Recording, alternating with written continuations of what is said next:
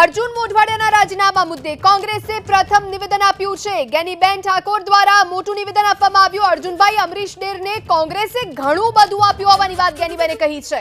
તો ગેનીબેન ઠાકોર વાવના ધારાસભ્ય અને તેમણે આ મોટી વાત કહી। અર્જુન મોઢવાડિયાના રાજીનામા મુદ્દે કોંગ્રેસે આ પ્રથમ નિવેદન આપ્યું।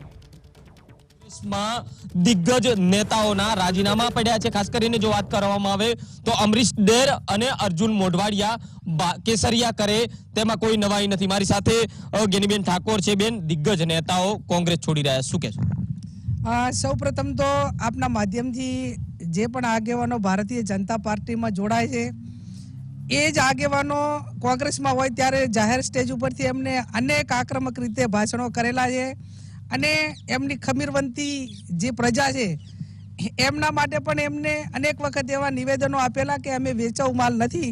તો હવે કદાચ ટીવી વાળાએ એમને જ પૂછવું જોઈએ, જે અમારા મોઢવાડિયા સાહેબ હોય કે અમરીશભાઈ હોય, ખૂબ જવાબદાર આગેવાનો હતા। પાર્ટીએ એમને એમના પ્રમાણમાં આપવામાં જે ડિમાન્ડો હતી અને કોંગ્રેસ પાર્ટી પાસે જે વર્તમાન સ્થિતિમાં એમને પોતાને જે મેળવવું હોય એના માટે ક્યારેય આનાકાની હોઈ ન શકે। પણ ક્યાંક ને ક્યાંક ભારતીય જનતા પાર્ટીની તોડજોડ અને વર્તમાન સમયમાં ક્યાંક એમના આગેવાનો હોય, ટેકેદારો હોય, એમના ઉપર ખોટા કેસો અનેક જે એક પ્રકારનું જુલમ કહેવાય એ જુલમના કારણે ક્યાંક ને ક્યાંક મજબૂર થતા હશે।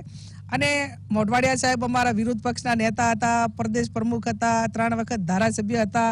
વર્તમાન 17માંથી પણ ગુજરાતની જનતાએ અને પોરબંદરની જનતાએ જ્યારે એમને 10,000થી પણ વધારે વોટે જીતાડીને આપ્યા હોય એટલે કોંગ્રેસ પાર્ટીને લીધે હું માનું ત્યાં સુધી નહીં હોય, પણ ક્યાંક ને ક્યાંક એમના જે કાંઈ ટેકેદારો હોય કે જે કાંઈ હોય એ ચોક્કસ કારણ અમને જોવા મળ્યું નથી।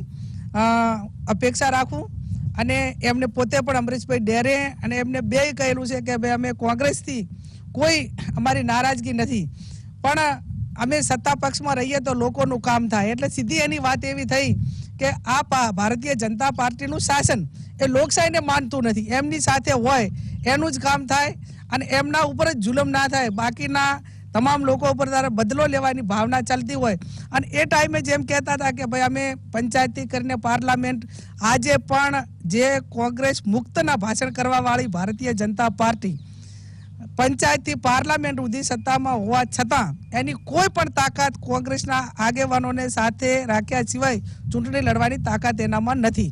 બીજું, આજે ગુજરાતનું પ્રધાનમંડળ હોય, કેન્દ્રમાં હોય તો કોંગ્રેસ મુક્તને નારો નહીં પણ કોંગ્રેસ યુક્ત બીજેપી થઈ ગયું છે અને કોંગ્રેસ યુક્ત બીજેપી થઈ ગયું છે ત્યારે